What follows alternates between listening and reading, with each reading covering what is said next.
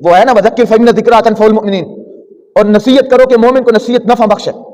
بے شک کرنی چاہیے، لیکن ایک بات یاد رکھیں،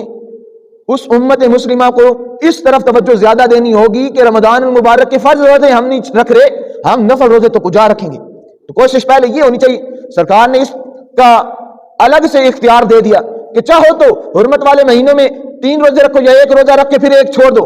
چاہو تو نہ رکھو، لیکن اس کی فضیلت بہت ہے۔ مجھ میں اور آپ میں اس بات کو ذہن نشین ہونا چاہیے کہ ہم جو بھی کام کریں گے اس میں رضا اللہ کی ہوگی، اور کسی کی رضا نہیں ہوگی، اور کسی کی رضا کی حاجت نہیں ہے۔ اگر رضا کسی کی ہے تو وہ خدا تعالیٰ کی رضا ہے، اور کریم آقا صلی اللہ علیہ وسلم نے اپنے غلاموں کو اختیار دے دیا ہے۔ اب جب ماہ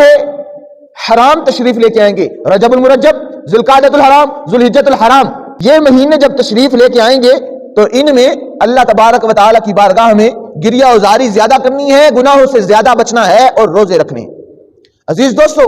اللہ تعالیٰ سے جب بھی دعا کی جائے مقبول ہے، لیکن بعض اوقات اتنے خاص ہوتے ہیں کہ ان میں دعا رد نہیں کی جاتی، بعض اوقات اتنے خاص ہوتے ہیں کہ ان میں دعا رد نہیں کی جاتی۔ حضرت سیدنا ابو امامہ باہلی رضی اللہ تعالیٰ عنہ سے روایت ہے، مدینے کے تاجدار صلی اللہ علیہ وسلم نے ارشاد فرمایا، 5 لیال لا ترد فیہن دعویٰ، کریم آقا صلی اللہ علیہ وسلم فرما رہے ہیں 5 راتیں ایسی ہیں جن میں دعا رد نہیں کی جاتی۔ اب سنیے ماہ رجب المرجب کی پہلی رات کے متعلق بھی سن لیجئے، مدینے کے تاجدار جو فرما دیں حق اور بس سچ فرمائیں، سرکار مدینہ صلی اللہ علیہ وسلم کے صحابہ نے سنا ہے، اور آج تک صحیح روایت ہم تک جو بھی پہنچی ہے وہ سرکار کا حق سچ کا فرمان ہے۔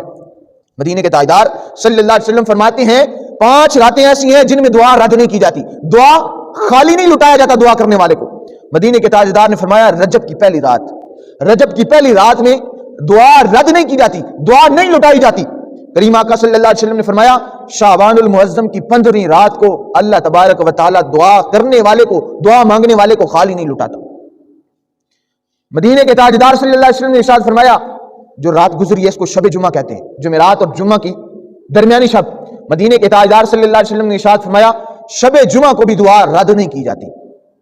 کریم آقا صلی اللہ علیہ وسلم نے ارشاد فرمایا شب عید الفطر، جس کو ہم چاند رات بولتے ہیں، رمضان المبارک کے روزے رکھنے کے بعد جو آخری رات آتی ہے جو شب عید ہوتی ہے، اس رات کو بھی اللہ تبارک و تعالیٰ دعا رد نہیں فرماتا۔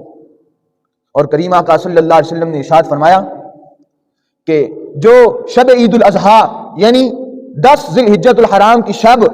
اللہ کی بارگاہ میں دعا کرتا ہے، اس کی دعا بھی رد نہیں ہوتی، اس کی دعا بھی قبول ہوتی۔ ویسے تو رب کو جب پکارو رب کہتا ہے جی میرے بندے پکار، کیا پکارتا ہے، مانگ کیا مانگتا ہے، لیکن کچھ ایام ایسے خاص ہوتے ہیں جس کو سرکار مدینہ صلی اللہ علیہ وسلم اور آپ کے رب نے خاص فرمایا ہے۔ وہ 5 راتیں میں نے آپ کی گوش گزار دی، جو کہتا ہے میری دعا قبول نہیں ہوتی، وہ ان 5 راتوں میں دعا کر کے تو دیکھے قبول نہ ہو تو پھر کہیے گا۔ الحمدللہ ہمارا ایمان یہی ہے، ہمارا عقیدہ یہی ہے کہ جو سرکار فرما دیں وہ اللہ تبارک و تعالیٰ کی بارگاہ میں مقبول ہوتا ہے، وہ اللہ تبارک و تعالیٰ قبول کر لیتا ہے۔ اور یہ وہ راتیں ہیں جن راتوں میں دعا مانگنے والے کی دعا رد نہیں ہوتی۔ حضرات ذی وقار حضرت سیدنا انس بن مالک رضی اللہ تعالیٰ عنہ سے روایت ہے جب ماہ رجب المرجب آتا تو کریم آقا صلی اللہ علیہ وسلم یہ دعا مانگا کرتے تھے۔ آپ اس دعا کو یاد کر لیجئے گا، بالکل آسان دعا ہے، اللہم بارک لنا فی رجب و شعبان وبلغنا رمضان۔ اس کا مفہوم کتنا پیارا ہے، یہ دعا کریم آقا صلی اللہ علیہ وسلم مانگا کرتے تھے جب بھی ماہ رجب المرجب جس کی آمد ہے، جب بھی ماہ رجب المرجب شروع ہو جاتا کریم آقا صلی اللہ علیہ وسلم یہ دعا، کریم آقا صلی اللہ علیہ وسلم دعا مانگتے الہی ہمیں